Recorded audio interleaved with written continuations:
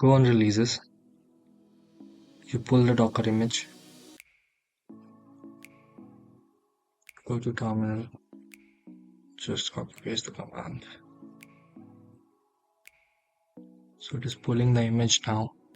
We'll wait for some time.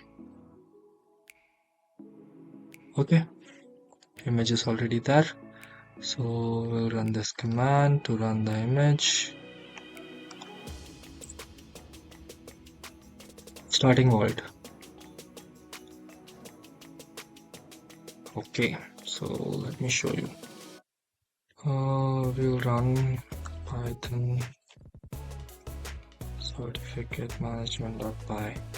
So you can do 4 things. First of all, you need to have certs to verify the certs and rotate the certs. So I'm generating some fake certs to do that.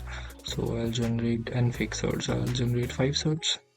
So now it is generating 5 certs with the names fake cert 1, 2, 3 and 5. So we'll verify these certs now. So see, fake cert 1, issuer, expiry date, serial number. Issuer, expiry date, serial number. So if you note down the serial number of fake cert 2, you'll see it is ending with 559. So what happens when I rotate it?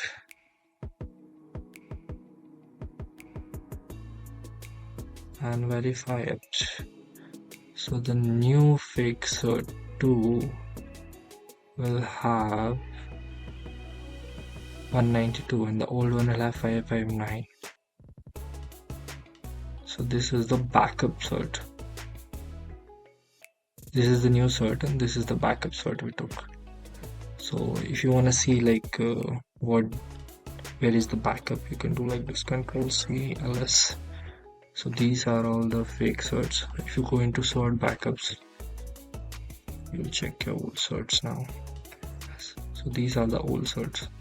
And there's also a exit command to erase all these data from your Docker container. So if you run again Python certificate-py and you press exit, everything will be deleted.